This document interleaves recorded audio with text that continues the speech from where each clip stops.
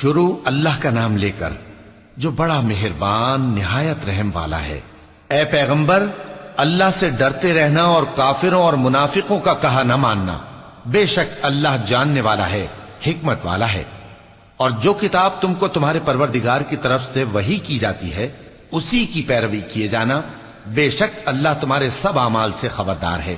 اور اللہ پر بھروسہ رکھنا اور اللہ ہی کارساز کافی ہے۔ اللہ نے کسی آدمی کے پہلو میں دو دل نہیں بنائے، اور نہ تمہاری بیویوں کو جن کو تم ماں کہہ بیٹھتے ہو تمہاری ماں بنایا، اور نہ تمہارے لے پالکوں کو تمہارے بیٹے بنایا۔ یہ سب تمہارے منہ کی باتیں ہیں، اور اللہ تو سچی بات فرماتا ہے اور وہی سیدھا رستہ دکھاتا ہے۔ مومنو، منہ بولے بیٹوں کو ان کے باپوں کے نام سے پکارا کرو کہ اللہ کے نزدیک یہی بات درست ہے۔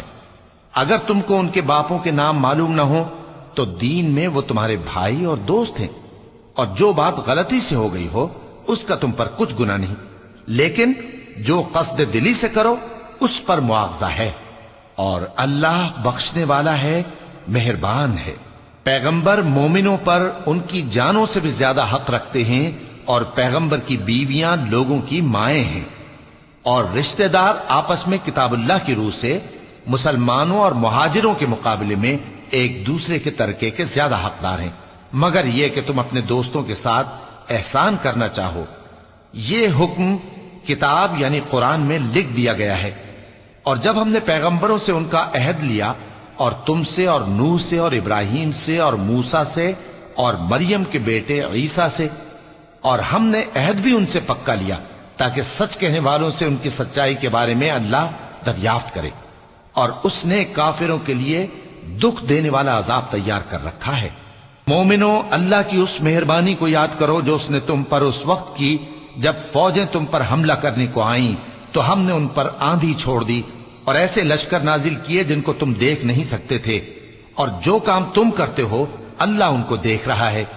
جب وہ لوگ تمہارے اوپر اور نیچے کی طرف سے تم پر چڑھ آئے، اور جب تمہاری آنکھیں پھر گئیں اور دل مارے دہشت کے گلوں تک پہنچ گئے، اور تم اللہ کی نسبت طرح طرح کے گمان کرنے لگے، اس موقع پر مومن آزمائے گئے اور سختی سے ہلا ہلا دیے گئے۔ اور جب منافق اور وہ لوگ جن کے دلوں میں بیماری تھی کہنے لگے کہ اللہ اور اس کے رسول نے تو ہم سے محض دھوکے کا وعدہ کیا تھا، اور جب ان میں سے ایک جماعت کہتی تھی کہ اے اہل یثرب، یہاں تمہارے ٹھہرنے کا مقام نہیں تو لوٹ چلو، اور ایک گروہ ان میں سے پیغمبر سے اجازت مانگنے اور کہنے لگا کہ ہمارے گھر کھلے پڑے ہیں، حالانکہ وہ کھلے نہیں تھے، وہ تو صرف بھاگنا چاہتے تھے۔ اور اگر فوجیں اطراف مدینہ سے ان پر آ داخل ہوں پھر ان سے خانہ جنگی کے لیے کہا جائے تو فوراً کرنے لگیں، اور اس کے لیے بہت کم توقف کریں، حالانکہ پہلے اللہ سے اقرار کر چکے تھے کہ پیٹ نہیں پھیریں گے، اور اللہ سے جو اقرار کیا جاتا ہے اس کی ضرور پرسش ہوگی۔ کہہ دو کہ اگر تم مرنے یا مارے جانے سے بھاگتے ہو تو بھاگنا تم کو فائدہ نہیں دے گا، اور اس صورت میں تم بہت ہی کم فائدہ اٹھاؤ گے۔ کہہ دو کہ اگر اللہ تمہارے ساتھ برائی کا ارادہ کرے تو کون تم کو اس سے بچا سکتا ہے، یا اگر تم پر مہربانی کرنا چاہے تو کون اس کو ہٹا سکتا ہے۔ اور یہ لوگ اللہ کے سوا کسی کو نہ اپنا دوست پائیں گے اور نہ مددگار۔ اللہ تم میں سے ان لوگوں کو بھی جانتا ہے جو لوگوں کو منع کرتے ہیں اور اپنے بھائیوں سے کہتے ہیں کہ ہمارے پاس چلے آؤ، اور وہ لڑائی میں نہیں آتے مگر کم، یہ اس لیے کہ تم سے بخل کرتے ہیں۔ پھر جب ڈر کا وقت آئے تو تم ان کو دیکھو کہ تمہاری طرف دیکھ رہے ہیں، اور ان کی آنکھیں اسی طرح پھر رہی ہیں جیسے کسی کو موت سے غشی آ رہی ہو۔ پھر جب خوف جاتا رہے تو تیز تیز زبانوں کے ساتھ تمہارے بارے میں باتیں کریں اور مال میں بخل کریں۔ یہ لوگ حقیقت میں ایمان لائے ہی نہ تھے، تو اللہ نے ان کے اعمال برباد کر دیے، اور یہ اللہ کو آسان تھا۔ یہ لوگ خوف کے سبب خیال کرتے ہیں کہ فوجیں نہیں گئیں، اور اگر لشکر آ جائیں تو تمنا کریں کہ کاش خانہ بدوشوں میں جا رہے، اور تمہاری خبر پوچھا کریں، اور اگر تمہارے درمیان ہو تو لڑائی نہ کریں مگر کم۔ مسلمانوں،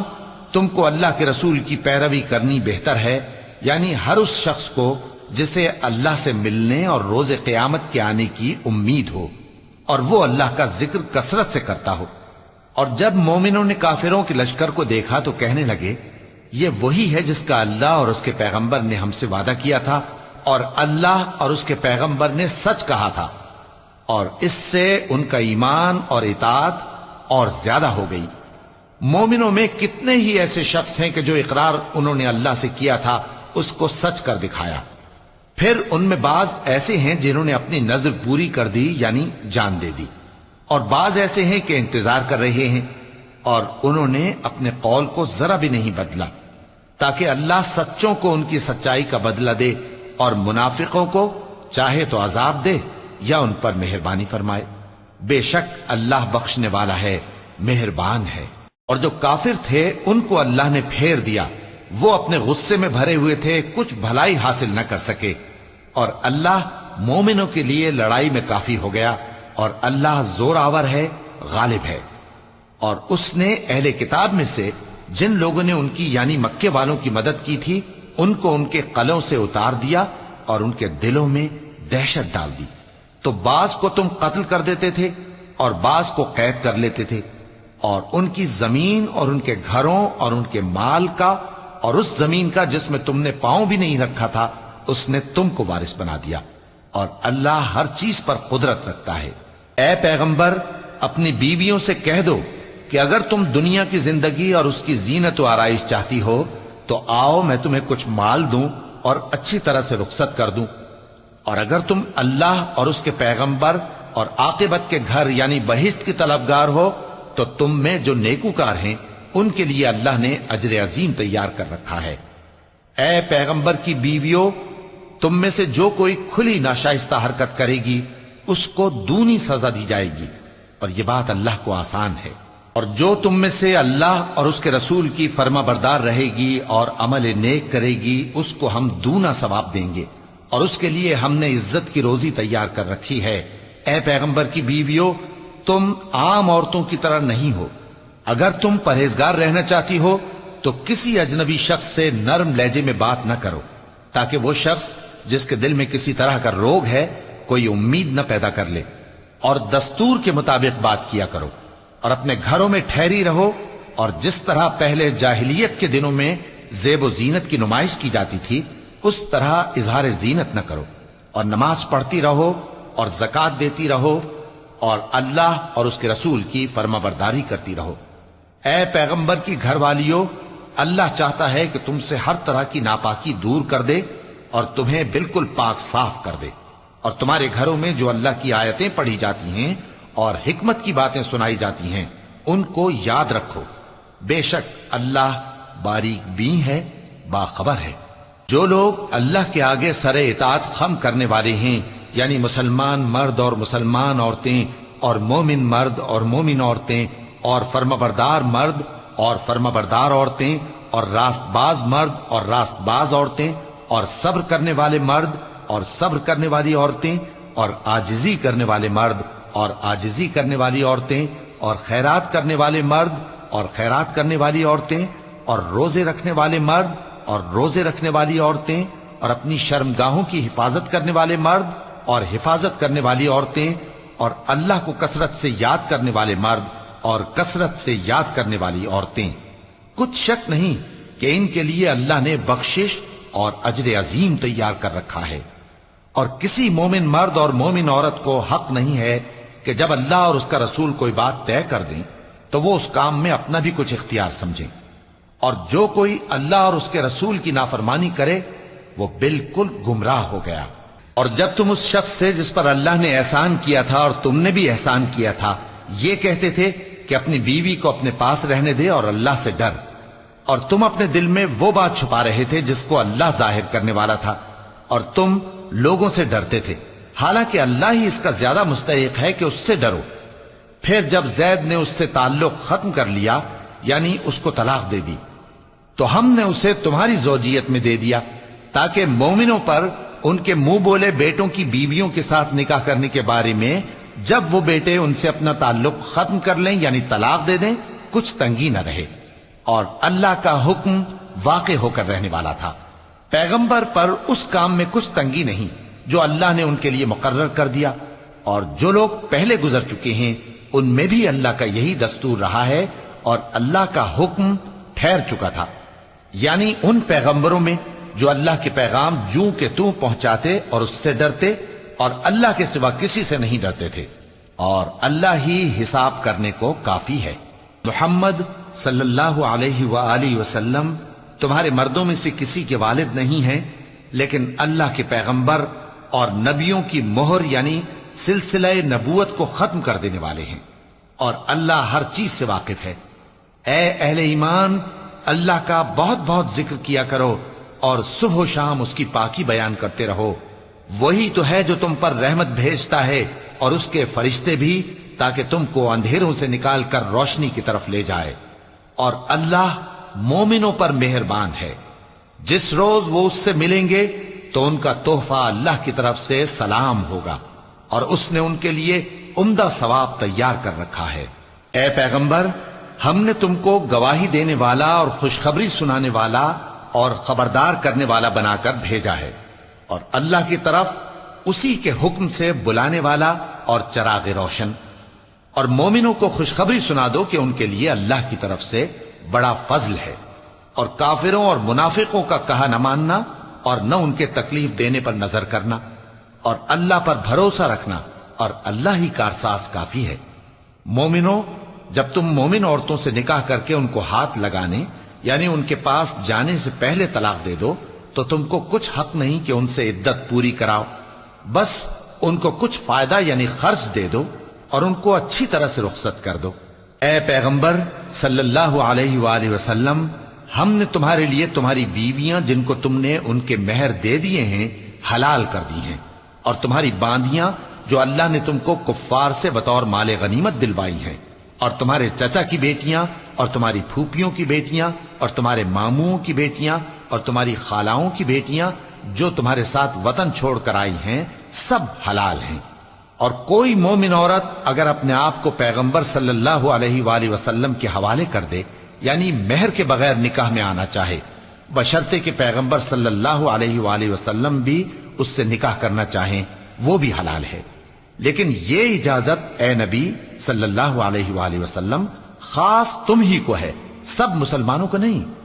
ہم نے ان کی بیویوں اور باندیوں کے بارے میں جو مہر واجب الادا مقرر کر دیا ہے ہم کو معلوم ہے، یہ اس لیے کیا گیا ہے کہ تم پر کسی طرح کی تنگی نہ رہے، اور اللہ بخشنے والا ہے، مہربان ہے۔ اے پیغمبر صلی اللہ علیہ وآلہ وسلم،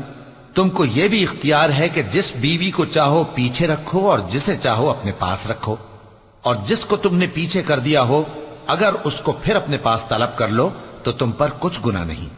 یہ اجازت اس لیے ہے کہ ان کی آنکھیں ٹھنڈی رہیں اور وہ رنجیدہ نہ ہوں، اور جو کچھ تم ان کو دو اسے لے کر سب خوش رہیں، اور جو کچھ تمہارے دلوں میں ہے اللہ اسے جانتا ہے، اور اللہ جاننے والا ہے، بردبار ہے۔ اے پیغمبر صلی اللہ علیہ وآلہ وسلم، ان کے سوا اور عورتیں تم کو جائز نہیں، اور نہ یہ کہ ان بیویوں کو چھوڑ کر اور بیویاں کر لو، خواہ ان کا حسن تم کو کیسا ہی اچھا لگے، مگر وہ جو تمہارے ہاتھ کا مال ہے یعنی باندیوں کے بارے میں تم کو اختیار ہے، اور اللہ ہر چیز پر نگاہ رکھتا ہے۔ مومنوں، پیغمبر صلی اللہ علیہ وآلہ وسلم کے گھروں میں نہ جایا کرو مگر اس صورت میں کہ تم کو اجازت دی جائے یعنی کھانے کے لیے بلایا جائے جبکہ اس کے پکنے کا انتظار بھی نہ کرنا پڑے، لیکن جب تمہاری دعوت کی جائے تو جاؤ، اور جب کھانا کھا چکو تو چل دو، اور باتوں میں جی لگا کر نہ بیٹھ رہو۔ یہ بات پیغمبر صلی اللہ علیہ وآلہ وسلم کو ایذا دیتی تھی، اور وہ تم سے حیا کرتے تھے اور کہتے نہیں تھے، لیکن اللہ سچی بات کے کہنے سے نہیں شرماتا، اور جب پیغمبر صلی اللہ علیہ وآلہ وسلم کی بیویوں سے کوئی سامان مانگو تو پردے کے باہر سے مانگو، یہ تمہارے اور ان کے دلوں کے لیے بہت پاکیزگی کی بات ہے۔ اور تم کو یہ شایع نہیں کہ رسول اللہ صلی اللہ علیہ وآلہ وسلم کو تکلیف دو، اور نہ یہ کہ ان کی بیویوں سے کبھی ان کے بعد نکاح کرو، بے شک یہ اللہ کے نزدیک بڑا گناہ کا کام ہے۔ اگر تم کسی چیز کو ظاہر کرو یا اس کو مخفی رکھو تو یاد رکھو کہ اللہ ہر چیز سے باخبر ہے۔ خواتین پر اپنے باپ دادا سے پردہ نہ کرنے میں کچھ گناہ نہیں، اور نہ اپنے بیٹوں سے اور نہ اپنے بھائیوں سے اور نہ اپنے بھتیجوں سے اور نہ اپنے بھانجوں سے، نہ اپنی سی خواتین سے اور نہ اپنے باندی غلاموں سے، اور اے خواتین اللہ سے ڈرتی رہو، بے شک اللہ ہر چیز سے واقف ہے۔ اللہ اور اس کے فرشتے اس پیغمبر صلی اللہ علیہ وآلہ وسلم پر درود بھیجتے ہیں۔ مومنو تم بھی ان پر درود بھیجو اور خوب سلام بھیجا کرو۔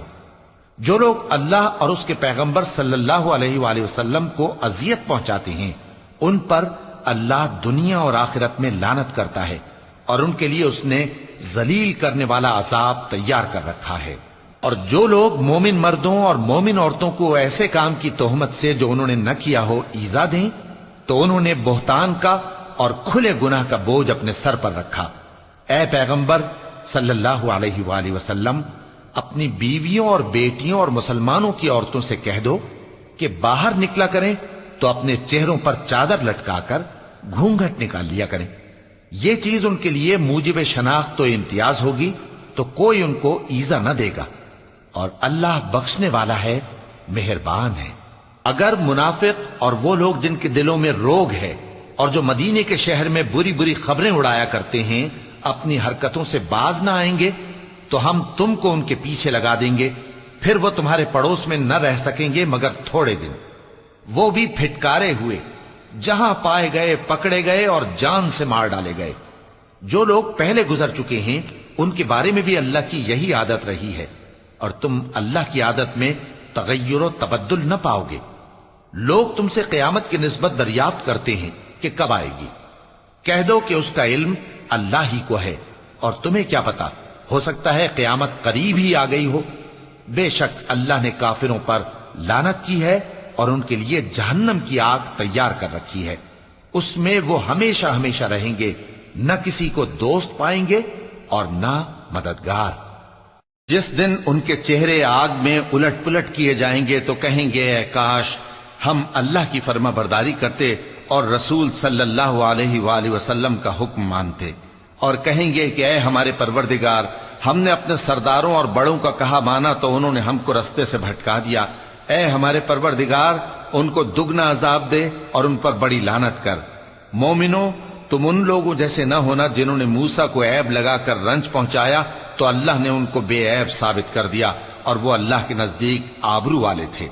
مومنو اللہ سے ڈرا کرو اور بات سیدھی کہا کرو، وہ تمہارے سب کام سنوار دے گا اور تمہارے گناہ بخش دے گا، اور جو شخص اللہ اور اس کے رسول صلی اللہ علیہ وآلہ وسلم کی فرمانبرداری کرے گا تو بے شک بڑی مراد پائے گا۔ ہم نے بار امانت کو آسمانوں اور زمین اور پہاڑوں پر پیش کیا تو انہوں نے اس کے اٹھانے سے انکار کیا اور اس سے ڈر گئے، اور انسان نے اس کو اٹھا لیا، بے شک وہ بڑا ظالم بڑا جاہل ہے۔ تاکہ اللہ منافق مردوں اور منافق عورتوں اور مشرک مردوں اور مشرک عورتوں کو عذاب دے، اور اللہ مومن مردوں اور مومن عورتوں پر مہربانی کرے، اور اللہ تو بخشنے والا ہے، مہربان ہے۔ صدق اللہ العظیم۔